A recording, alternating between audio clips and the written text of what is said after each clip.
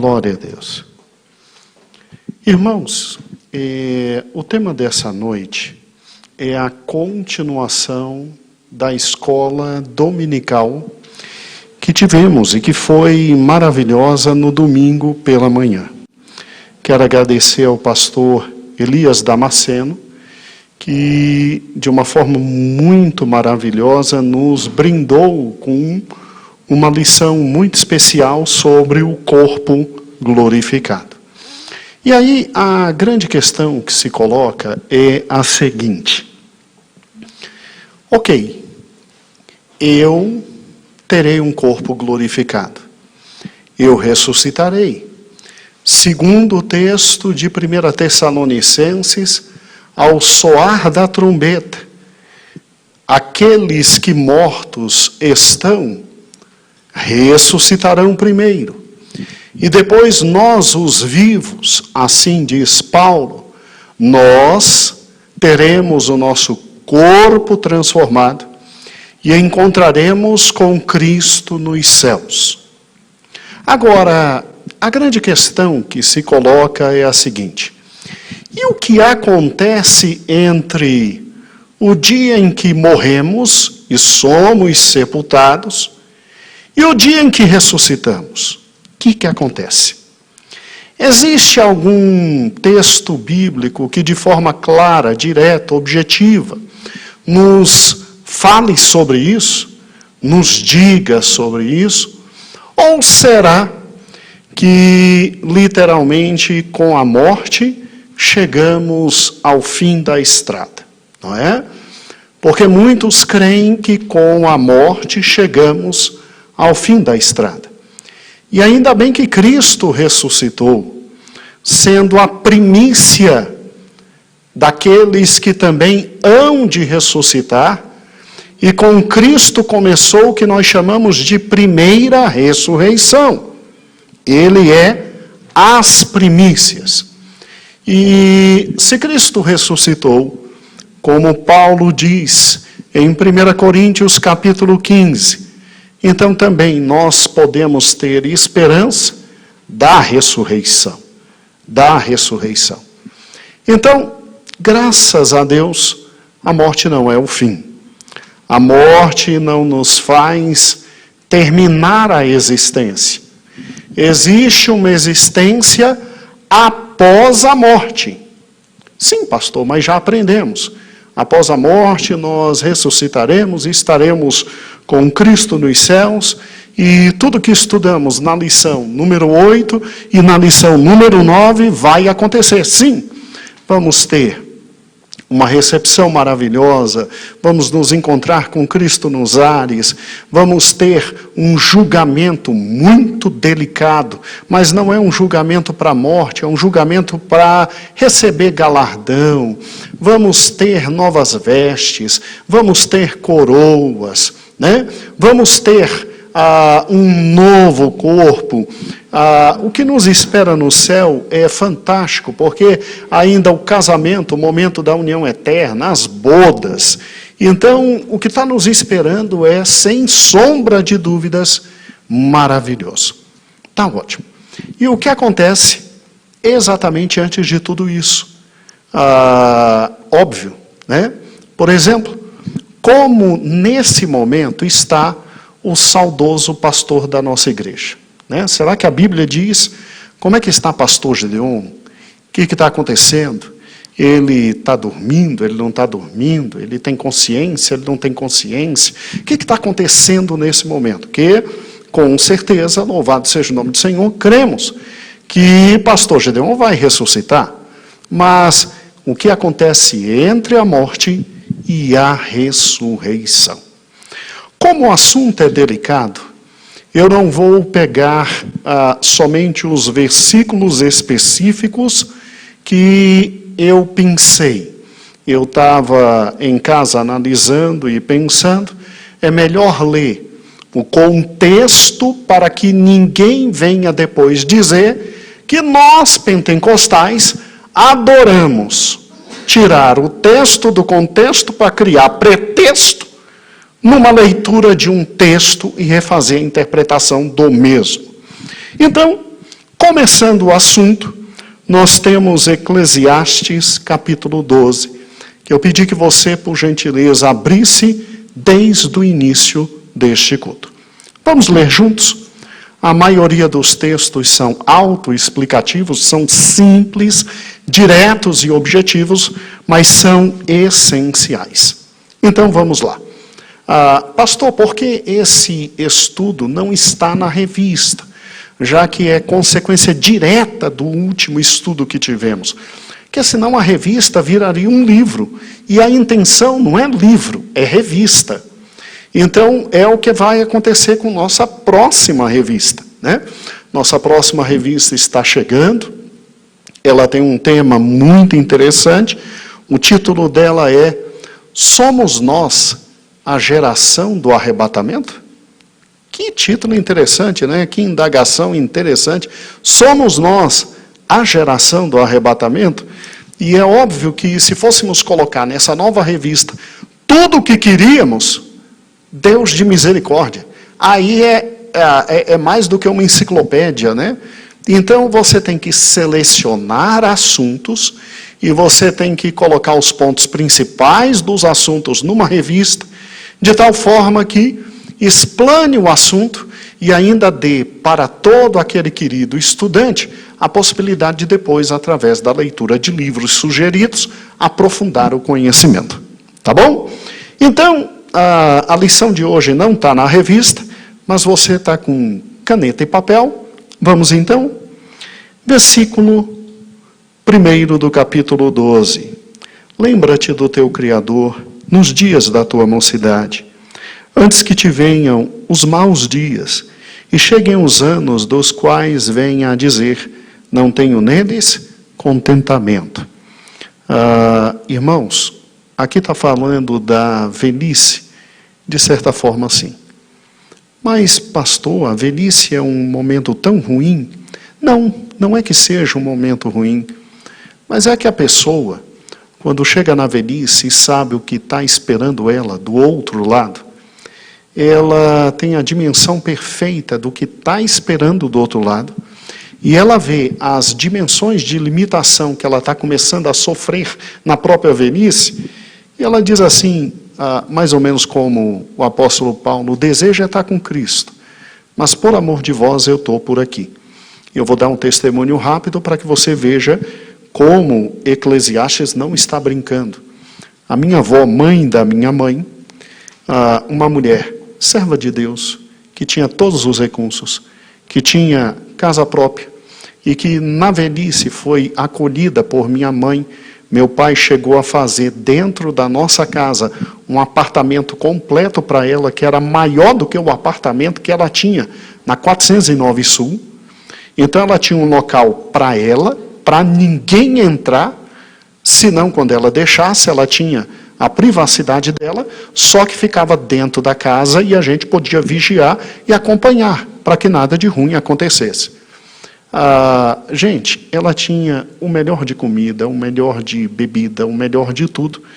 Só que chegou um momento na vida que ela dizia, olha, eu não sinto mais gosto, eu não tenho mais prazer, eu não tenho mais alegria. E é verdade o que está aqui. É verdade o que está. Lembra-te do teu Criador nos dias da tua mocidade, antes que venham os maus dias e diga, neles não tenho contentamento. E aqui, mudando só um pouquinho o assunto, interessante, né? Já que nos maus dias eu vou dizer, não tenho neles contentamento, aí eu tenho que aproveitar a minha mocidade. E a minha mocidade se aproveita lembrando-me do meu Criador. Interessante, né? Como distorcem isso aqui e dizem, um dia eu fico velho e um dia eu me lembro do Criador. Não, o momento de lembrar do Criador é na mocidade e isso traz uma velhice de maior alegria. E aí, continuando o texto. Antes que escureça o sol e a luz e a lua e as estrelas e tornem a vir as nuvens depois da chuva, e no dia que tremerem os guardas da casa, e se curvarem os homens fortes, e cessarem os moedores, por já serem poucos, e se escurecerem os que se olham pelas janelas, e as duas portas da rua se fecharem por causa do baixo ruído da moedura, e se levantar a voz das aves, e todas as vozes do canto se baixarem, como também quando temerem o que está no alto, e houver espantos no caminho, e florescer a amendoeira, e o gafanhoto for um peso, e pereceu o apetite, porque o homem se vai à sua eterna casa, e os pranteadores andam rodeando pela praça. Antes que se quebre a cadeia de prata, e se despedace o copo de ouro, e despedace o cântaro junto à fonte, e despedace a roda junto ao poço, e o pó volte à terra como era, e o Espírito a Deus que o deu. É uma linguagem poética linda, né? Linda, linda, linda. Ele poderia dizer num texto como esse, antes que você fique cego. Mas ele diz no versículo 2, antes que escureça o sol, e a luz, e a lua, e as estrelas, né? Ele poderia simplesmente dizer, antes que você não tenha mais capacidade de levantar um simples peso, porque a força dos teus braços foi para o espaço, meu amigo. Mas ele diz no versículo 3, no dia em que tremerem os guardas da casa, ou seja, as pernas, e se curvarem os homens fortes, ou seja, sua cintura e toda a sua coluna vertebral, ela não te segurar mais, né?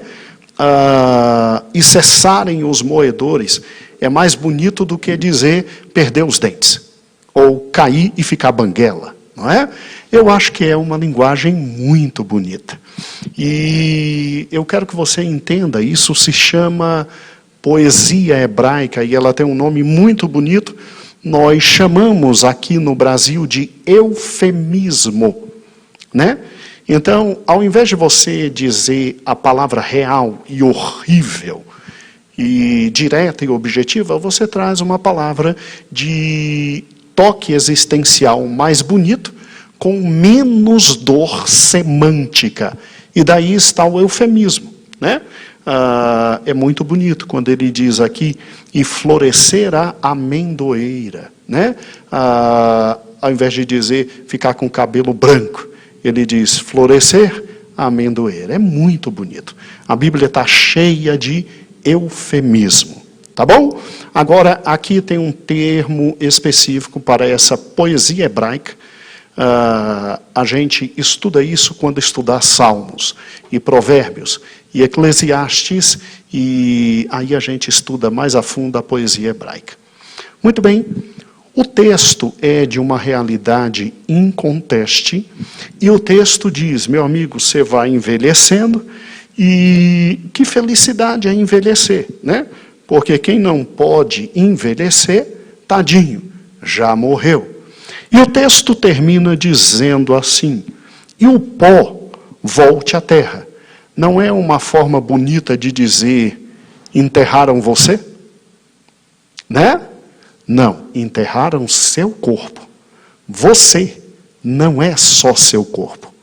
Você é um espírito que possui uma alma e que habita em um corpo.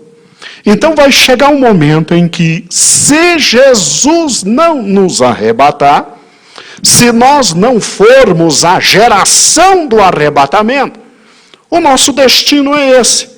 Nós seremos enterrados, e olha que bonito, e o pó volte à terra como era. Então o nosso corpo vai se desintegrar.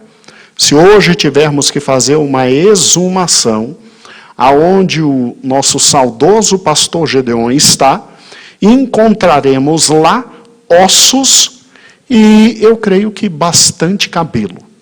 Pelo que fiquei sabendo, parece-me que os cabelos não somem com o tempo. Posso ter pesquisado errado, tá? Parece-me que os cabelos ficam lá por um bom tempo e os ossos, né? E uma coisa que meu pai tinha era cabelo. Louvado seja o nome do Senhor. E o pó volte à terra. Agora, olha que interessante. E o Espírito volte a Deus que o quê? Que o deu. Preste atenção nisso. É uma linguagem linda, com eufemismos, mas que traduz realidades. Os dentes vão cair, glória a Deus pelos dentistas, e porque existe implante dentário. Entendeu? O olho vai para o espaço, glória a Deus pelos oftalmologistas.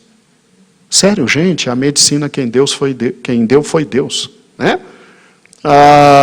Agora, é muito interessante essa parte aqui da conjuntura dos braços,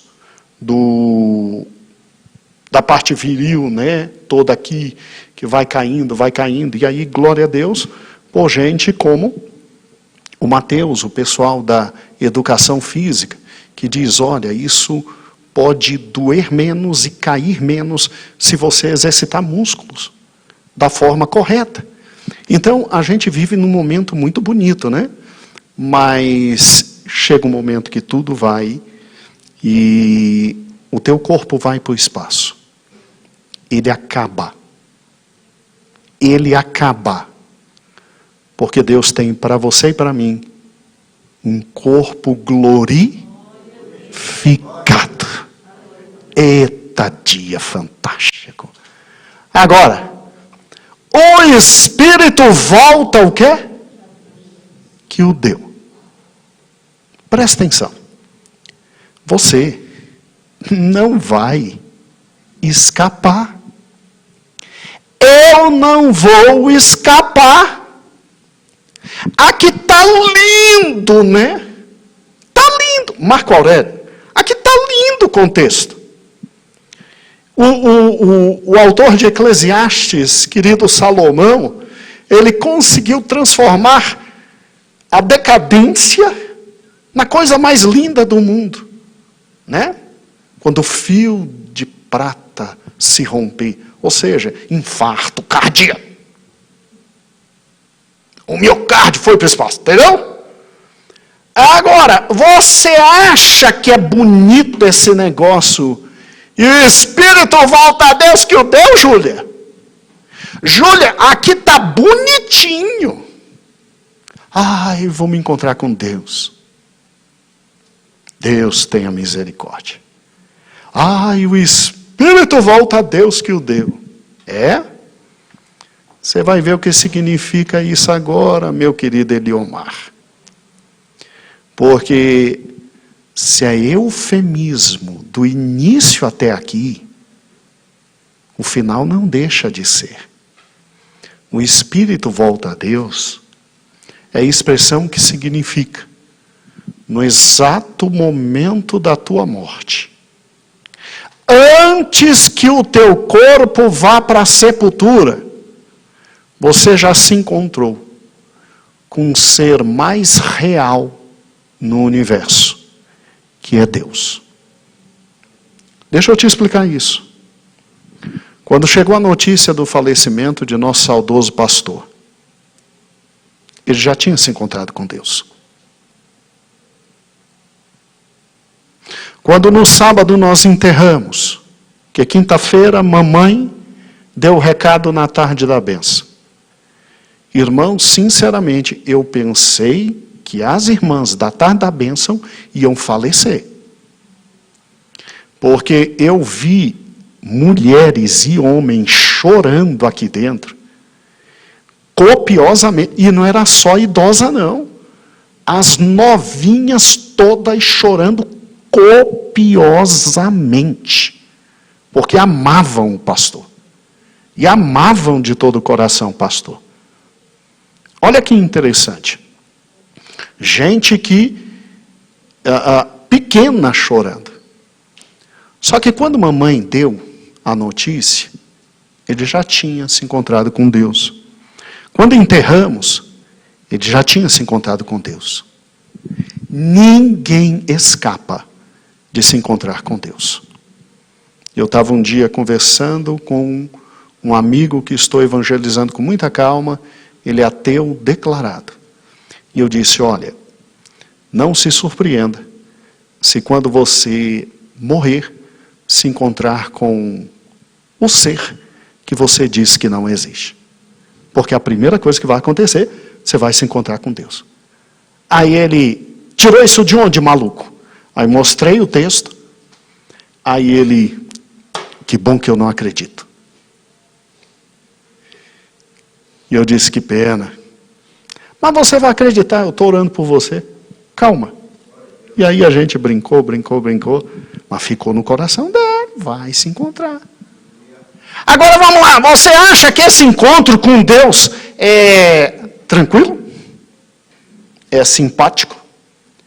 É para ele te dar um abraço e dizer, vem cá meu chapa, ô coisinha linda da minha vida, como fostes fiel no pouco, entra no muito do teu Senhor? É para isso, é? Amigo, quando nós nos encontrarmos com Deus, e aqui é Deus, Pai, Filho e Espírito Santo. Aqui é a Trindade. Segundo o texto de Hebreus, capítulo 9, é um encontro difícil. Então vamos ver se a gente está aprendendo. Bateu as botas. Foi claro e objetivo? Imediatamente, o que acabou? O corpo, o quê? Físico. Por quê? Porque Deus tinha dito a Adão, se comer, morre. E Adão comeu. 930 anos, ele morreu.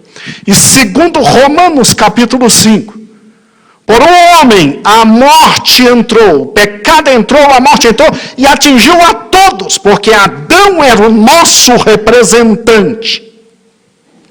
Ah, mas eu acho injusto Adão ser nosso representante, pastor. Pois foi assim e dê glória a Deus que ele é nosso representante.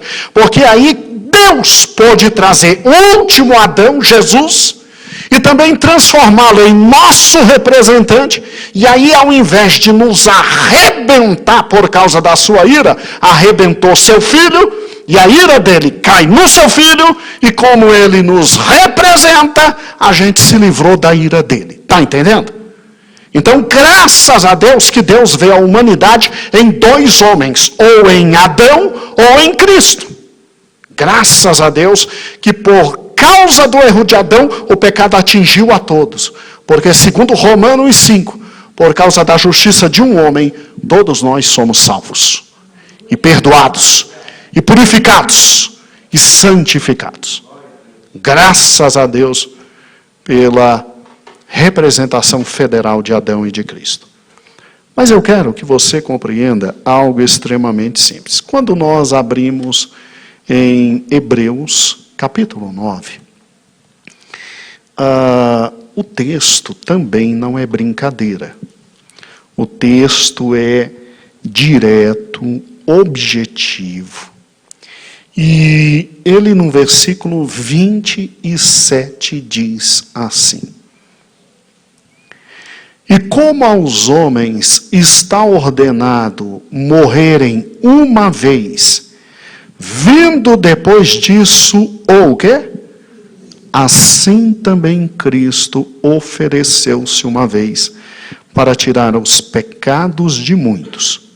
Aparecerá segunda vez, sem pecado, aos que o esperam para o quê?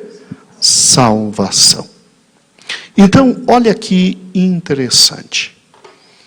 O texto é muito claro e o texto, ele de forma muito direta e objetiva, fala de Cristo como, fala dos sacrifícios, do terrível fato de ter que repetir sacrifícios. Você pode ler o texto todo em casa. E é óbvio que apresenta Cristo como nosso grande mediador. E grande sumo sacerdote, grande mediador, e a nossa grande oferta.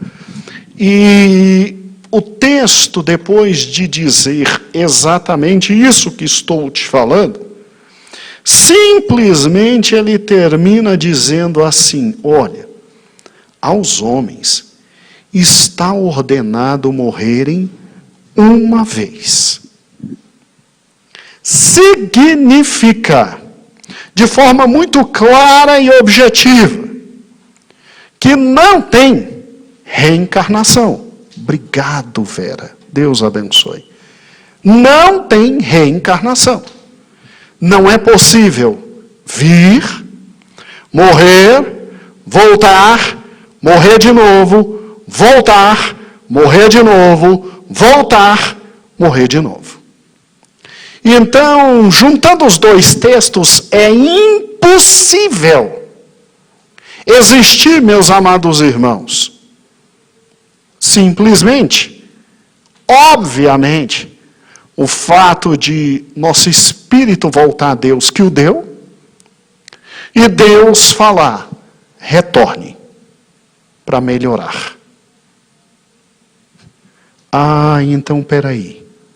Vindo depois disso o juízo não é um juízo para verificar se eu posso retornar para ir melhorando até ficar no ponto zerado de estar na presença dele. Mas que juízo então é esse? Mas espera aí. Então a gente se encontra com Deus, vai ter juízo? Como assim juízo? Uai, justiça, juiz, sentença, julgamento. Como assim, pastor?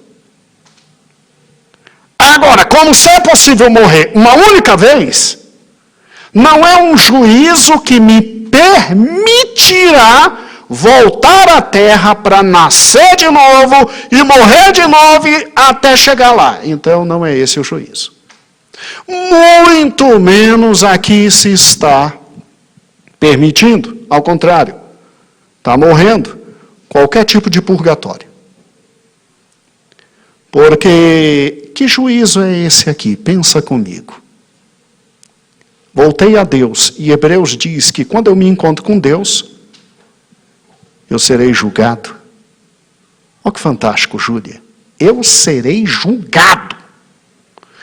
É um juízo que vai analisar se os meus pecados foram menores que as minhas obras, e aí, se a coisa não está boa, eu fico ali pendurado no purgatório, e aqui embaixo, mamãe, e Geide, e Zinha, e Lutero vão fazendo missas, e até eu conseguir sair do purgatório, e aí um novo juízo vem para que eu esteja diante de Deus? Não.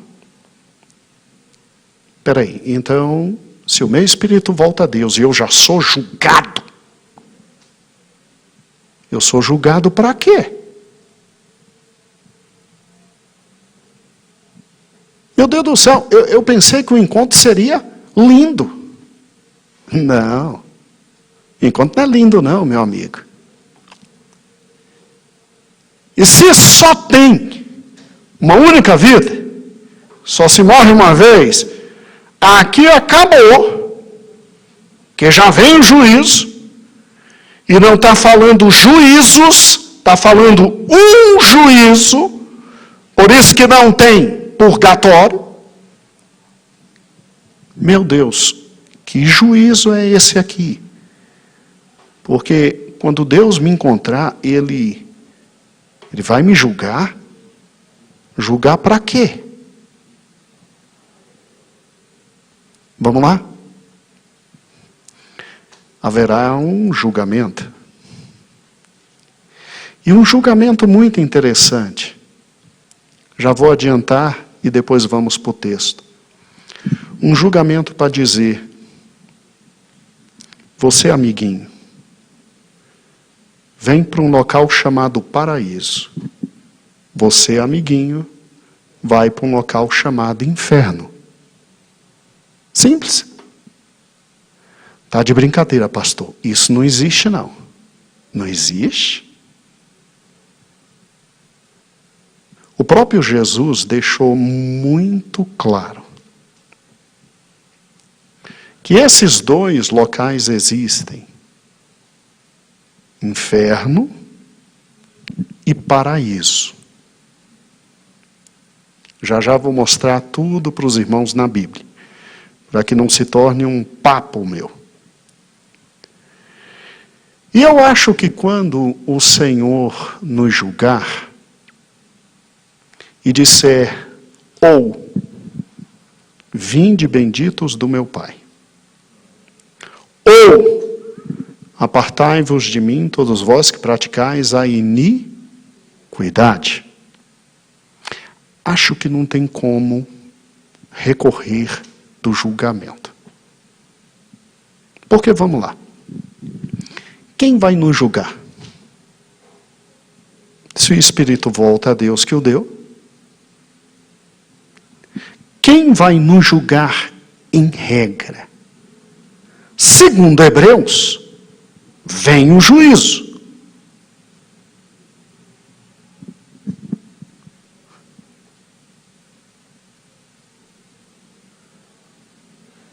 Aqui,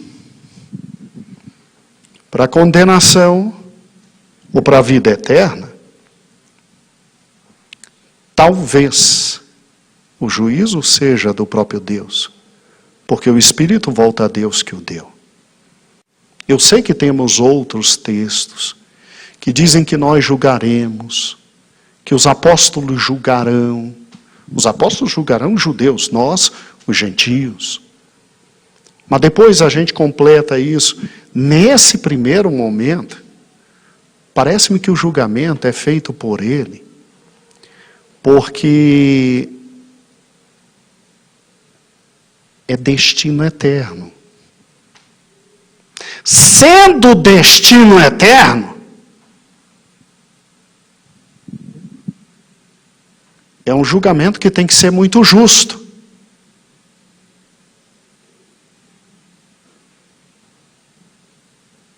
É destino eterno. E acho que em matéria de destino eterno, Cristo não vai terceirizar, não.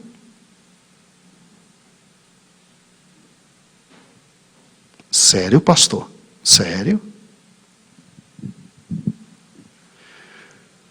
Vou lhe dar uma noção muito interessante sobre isso. É muito interessante mesmo. Aqui na Terra, eu trabalho dentro do Poder Judiciário. E por mais que eu tente convencer que eu sou mero servidor, é incrível como muita gente não acredita.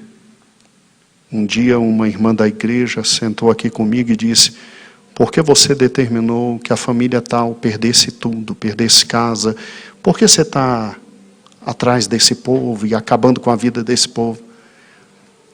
Aí eu tive que provar para ela que eu era mero servidor e que eu não tinha poder, que quem faz isso é juízes e eu não sou juiz. Mas lá dentro, mesmo não tendo nenhum poder e sendo mero servidor, eu vejo aqueles que têm poder, juízes, ao decidirem a vida dos outros, terem que dizer porque alguém vai pegar 30 anos na papuda, porque alguém vai perder a casa, porque alguém perdeu a herança. Eles têm que explicar os motivos pelos quais alguém vai se arrebentar todinho e outro vai se dar muito bem diante da justiça. Ele tem que explicar. Isso se chama princípio da fundamentação. Nenhum juiz vai te julgar sem dizer e explicitar as razões pelas quais você ganhou ou perdeu. Se na justiça humana é necessário isso, você já imaginou diante do grande juiz? Deixa eu te mostrar um texto que muitas vezes você não atentou para ele. Abra Apocalipse capítulo 20. Aqui existe um juízo final. E esse juízo final é o pior de todos. Esse juízo final é para pegar quem está no inferno e lançar no lago de fogo e enxofre. Lançando inclusive o inferno, o diabo, falso profeta, anticristo, tudo no lago de fogo e enxofre. Então não se preocupe. Depois do primeiro juízo, o que está ruim pode piorar. Na verdade vai piorar, né? Que esse já está no inferno. Olha que interessante, o capítulo 20, juízo final. E vi um grande trono branco, que estava assentado sobre ele, e de cuja presença fugiu a terra e o céu, e não se achou lugar para eles. E vi os mortos, grandes e pequenos, que estavam diante do trono, e abriram-se os livros, e abriu-se outro livro, que é o da vida. E os mortos foram julgados pelas coisas que estavam escritas nos livros, segundo suas obras. E deu o mar os mortos que havia, e a morte e o inferno deram os mortos que nele havia, e foram julgados cada um segundo as suas obras. E a morte e o inferno foram lançados no lago de fogo. Esta é a segunda morte. E aquele que não foi achado escrito no livro da Bíblia foi lançado no lago de fogo. Presta atenção. Aqui é o julgamento final. Aqui é o julgamento do grande trono branco. Se nesse julgamento Deus abre livros, que os judeus dão até os nomes desses livros aqui, um deles é o livro da vida. Um dia podemos estudar isso, mas é mera especulação. Olha que interessante. Alguns desses livros têm um nome no Velho Testamento. Não vamos entrar nisso agora. Agora presta atenção. Se para pegar a galera geral que está no inferno e lançar no lago de fogo e enxofre, o nosso Deus abre livros, vê cada uma das obras. Para fazer isso, será que é na doida que quando cada um de nós morrermos e nos encontrarmos com Ele, Ele vai, na doida, assim, gostei da sua cara, pastor Eloide, céu. Não gostei da sua cara, pastor Gedeãozinho, inferno. Será que é por aí? Será que depois da morte, quando se segue um juízo, será que nós não teremos um julgamento justo? Aqui eu estou especulando. Não há texto bíblico claro.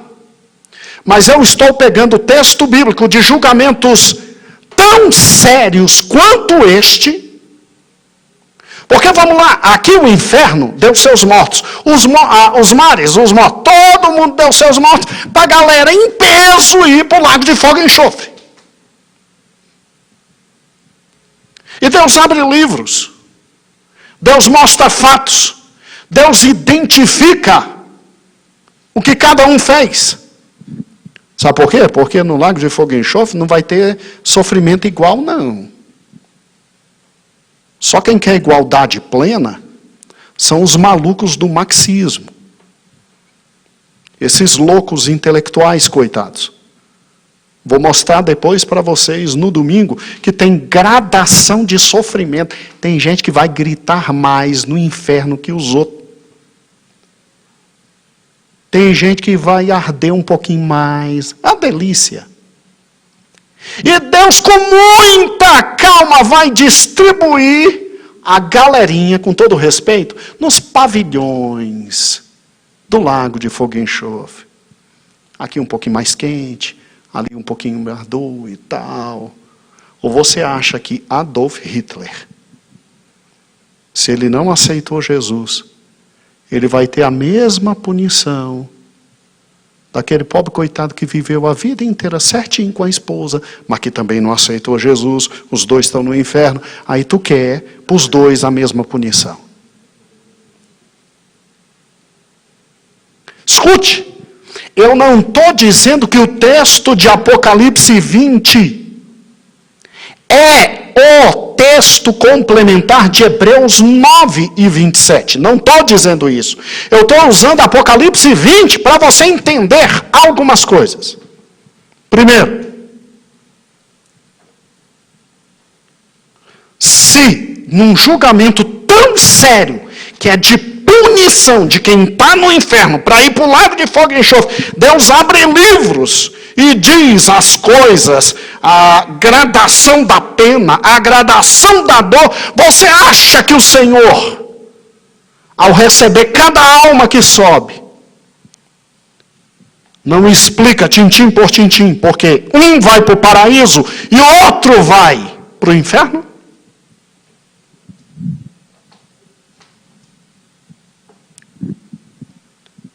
Pastor, então peraí, depois que eu morro, eu estou consciente de tudo? Vamos lá. Júlia, meu amor. Júlia, segue seu juízo. É justo o juiz que vai julgar? Então, por uma questão de justiça, eu tenho que ter consciência do que ele está falando. Acorde. Segue-se o juízo. Tem juízo sim. Ele vai abrir os livros e vai me mostrar tranquilamente, de forma clara, transparente, porque eu estou indo ou para o paraíso ou para o inferno. E quer ver o pior? Quer ver o pior? O pior é que eu não tenho como recorrer. Porque tudo que ele vai me mostrar é verdade. Mas pastor, peraí, mas quando morre, não era para ficar descansando? Como é que é? Dormindo. Tá doido?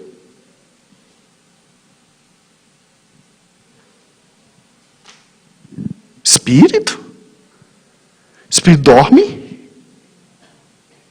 Espírito tira uma soneca. Nosso Deus cochila? É? Eita, pastor. Mas não diz aqueles que dormem no Senhor. Gente, a gente não vai falar morreu. A gente vai falar os que o quê? Dormem no Senhor. A gente não vai falar deu infarto. A gente na Bíblia vai falar quando quebrar o copo de ouro. A gente não vai falar coluna envergada. A gente vai falar quando se dobrarem os homens fortes. Eufemismo. É só isso. Não tem sono da alma, como adventistas querem pregar.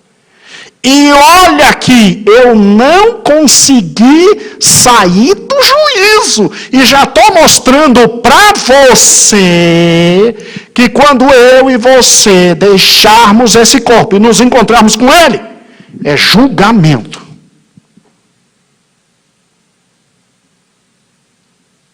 É juízo. Livros serão abertos. Provas serão mostradas. E é o que eu brincando já falei. Jesus só precisa do nosso WhatsApp hoje. A informática já ajudou demais. Ele só precisa do nosso WhatsApp para lançar nós tudo no inferno. Mas graças a Deus que o sangue dele nos purifica de todo o quê? Todo pecado. É por isso que Hebreus 9:27 termina dizendo assim, versículo 28, assim também Cristo ofereceu-se uma vez para tirar os pecados de muito, E ainda já fala da volta dele, e aparecerá uma segunda vez. Mas para quem? Para quem espera a sua o quê? Salvação. É lindo, né? A Bíblia não traz textos profundos sobre esse primeiro julgamento, mamãe. Ela traz textos paralelos. Ela não traz textos profundos, mas a Bíblia diz: segue-se o juízo. Mateus, quando você se encontrar com Deus, o Senhor vai te mostrar ponto a ponto, vírgula a vírgula, porque você vai para o local aonde ele diz, está indo. Ele só não vai dizer, vai com Deus. Porque um dos locais é o inferno. Tá, mas espera aí, para que a gente tem que ir para inferno e para que a gente tem que ir para paraíso? Uai, para quê? Porque o próprio Senhor Jesus disse que existia inferno e paraíso. Quer ver? Abra comigo Lucas capítulo 23. É um texto muito conhecido. Lucas 23. Porque agora a questão é, gente, vamos ver se a aula está fluindo bem legal, com bastante didática. Vamos ver? Vamos lá, juntinho. Primeiro, morremos. O corpo volta? Nós somos aniquilados? Não. Porque o espírito volta a quem? A Deus que o deu. Chegando perante o Senhor Deus, segue-se imediatamente o juízo. Tá. Até aí, beleza. Mas que história é essa de que o juiz é para mandar para um canto ou para o outro? E tem dois cantos mesmo? Olha que interessante. Quando você pega Lucas 23, ninguém se preocupe, eu estou começando hoje e vou terminar no próximo domingo para que não haja dúvida, tá bom? Bem devagarzinho. Lucas capítulo 23, nós estamos na crucificação de nosso Senhor e Salvador Jesus Cristo. E no versículo 40, vamos pegar o 39, você vê um dos fatos mais inesperados do mundo.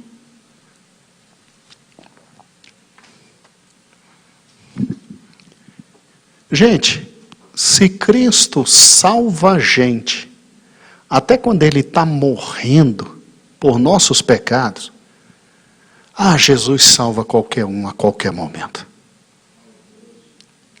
Mesmo que o indivíduo ria da tua cara, zombe de você, termina sempre o evangelismo dizendo, tudo bem, você está rindo da minha cara, mas presta atenção, quando você estiver apertado, antes de você morrer, você diz assim, eu te aceito Jesus como meu Salvador.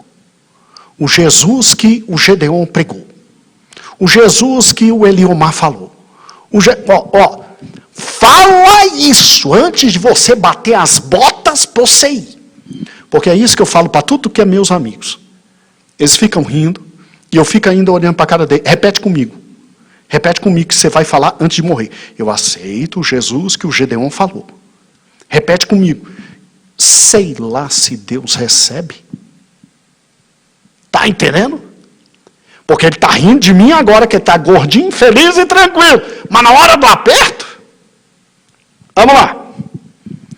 Gente, Olha um texto como esse, como ele é assustador. Versículo 39, e um dos malfeitores que estavam pendurado, blasfemava dele, dizendo, se tu és o Cristo, salva a ti mesmo e a nós. Esse é malandro até na hora da morte, né? Ele não diz, se és o Cristo, salva a ti mesmo. Não.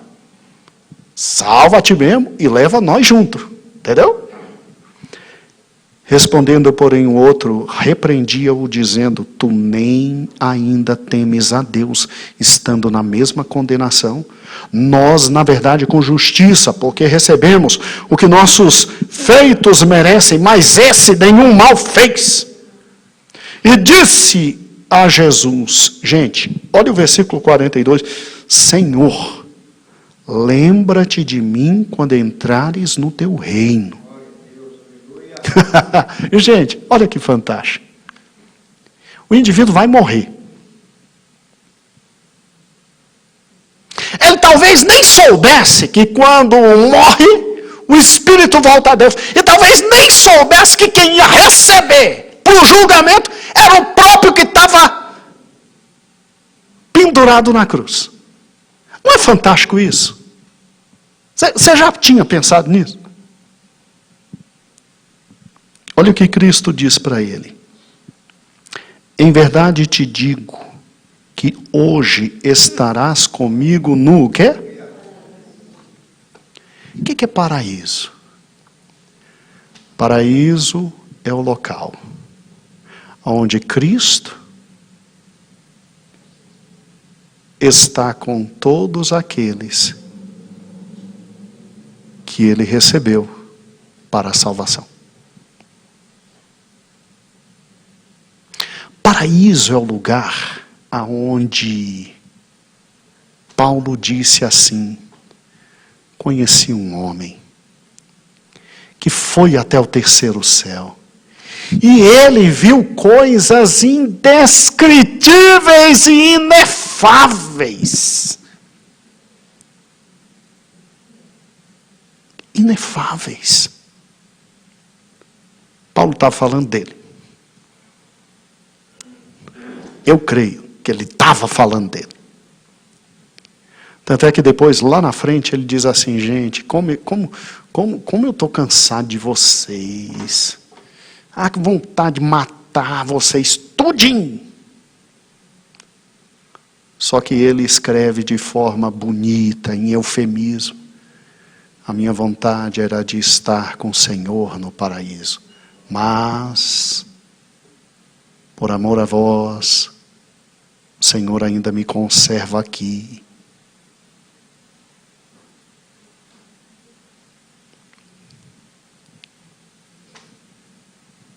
Sim. Só o dono do paraíso poderia afirmar a alguém, hoje mesmo, estarás comigo no? Só o dono dele.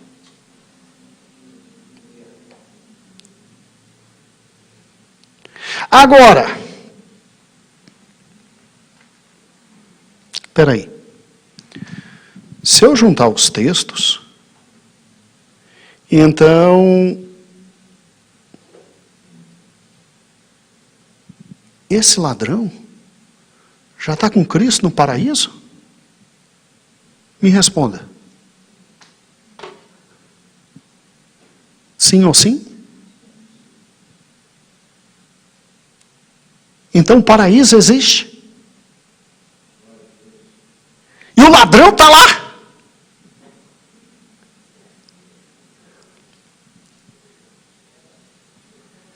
Será que o ladrão, quando chegou lá, perdeu toda a consciência do que tinha acontecido?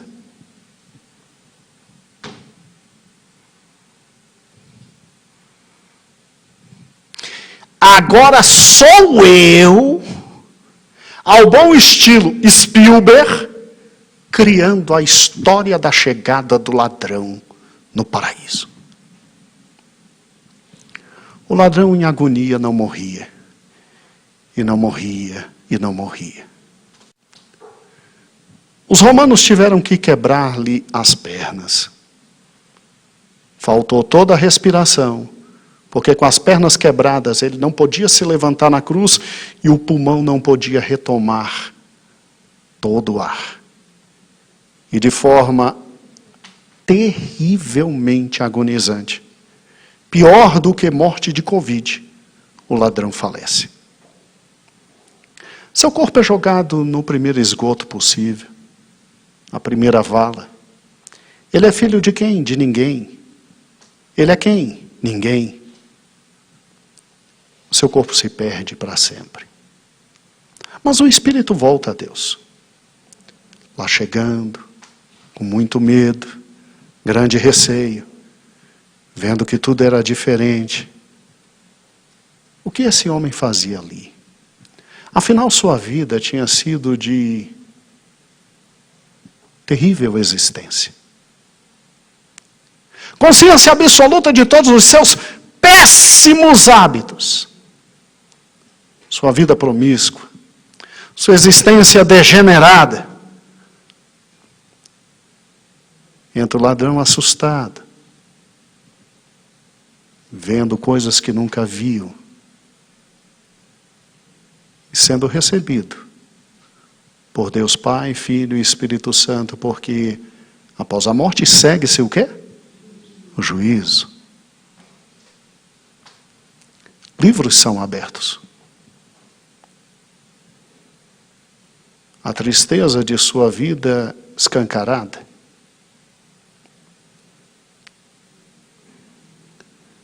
Mas ao final uma sentença. O filho olha para o pai e diz: Pai, esse eu prometi, que hoje estaria aqui comigo, no paraíso. O pai olha ao filho e diz: sim, eu sei. Entra no gozo do teu Senhor.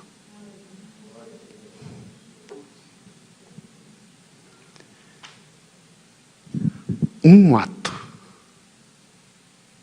Um ato. Um momento. Lembra-te de mim quando entrares no paraíso. Isso nós não precisamos de 15 segundos para falar, mas aquele homem, no mínimo, 25 a 35 minutos precisou para falar, porque lhe faltava o ar na cruz.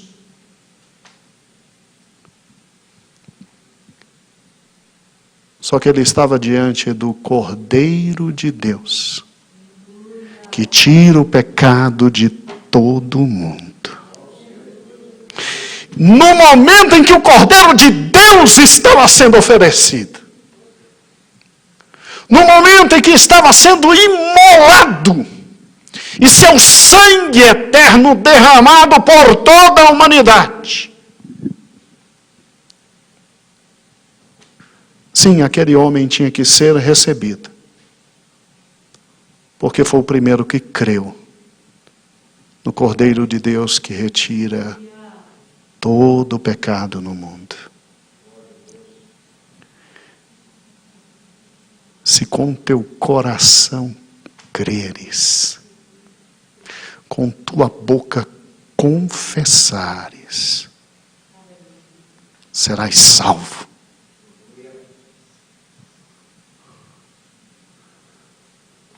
Isso não está na Bíblia. Isto sou eu com minha imaginação.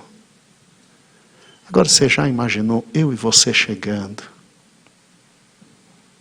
E o Senhor abrindo os livros e mostrando a nós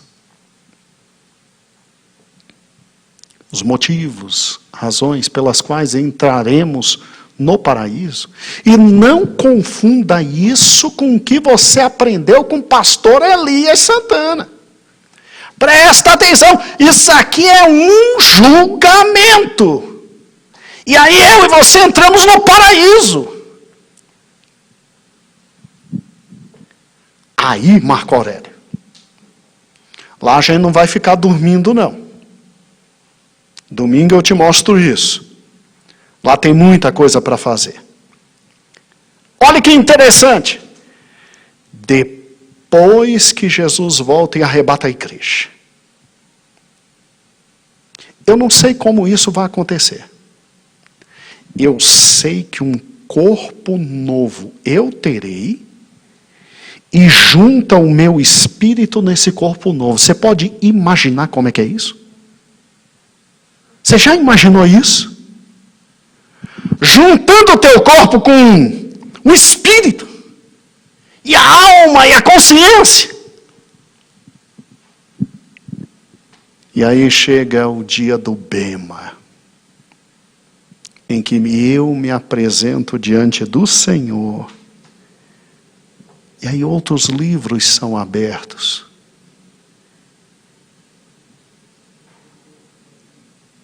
E ele vai pegar um por um dos meus atos. Como os olhos dele são como fogo, aí eu só vou ver passando, né?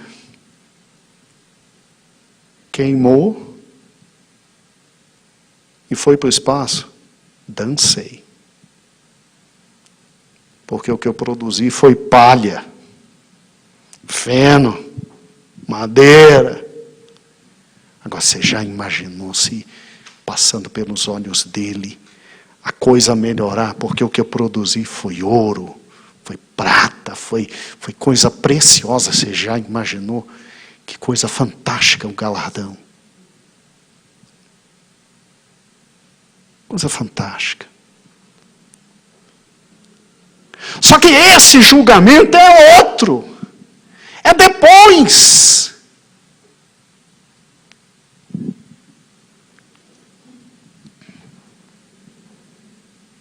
Antes,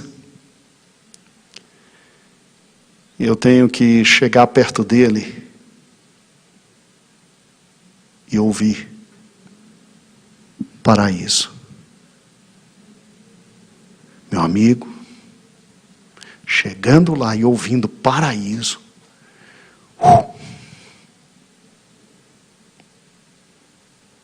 Mas pastor, quer dizer que quem está no paraíso, aí é tranquilo, aí ressurreição, corpo glorificado, bodas do Cordeiro, bema, é assim mesmo. O que Paulo diz? Em 1 Tessalonicenses, Paulo diz que ao soar da trombeta, quem é que ressuscita? Todos os mortos? Somente os mortos em o quê? Cristo.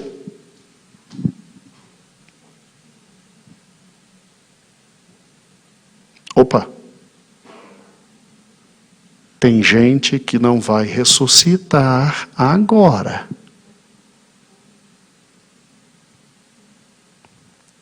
Então, peraí, pastor, deixa eu ver se eu estou entendendo. Aí já é uma segunda ressurreição? Não. Tudo é primeira ressurreição. É que Cristo é a primícia da primeira ressurreição. E nós estaremos também na primeira ressurreição.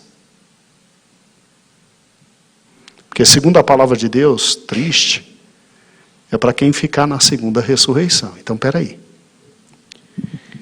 Então, tem um outro local. Opa, está conseguindo acompanhar o raciocínio? Tem o paraíso onde fica, como os jovens dizem, a galerinha que vai ressuscitar no dia do toque da trombeta e vai estar no céu. E bodas do Cordeiro e etc. Enquanto aqui embaixo, grande tribulação. Mas espera aí. Quem está com Cristo é que ressuscita.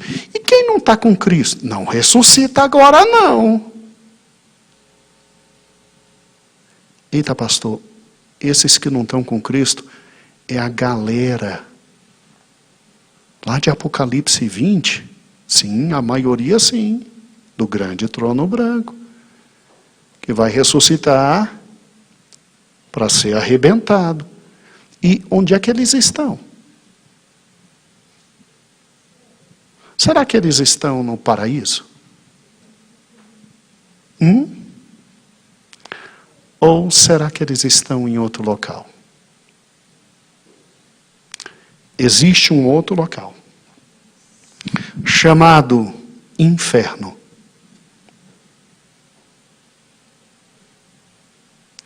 E que depois será jogado dentro do lago de fogo e enxofre. E eu garanto para você que tanto no paraíso quanto no inferno, as pessoas têm consciência, entendimento, raciocínio e ainda fazem pedidos, tá? Sério? Mas isso fica para domingo. Você promete que não falta? Então domingo a gente se encontra. Louvado seja o nome do Senhor. Amém?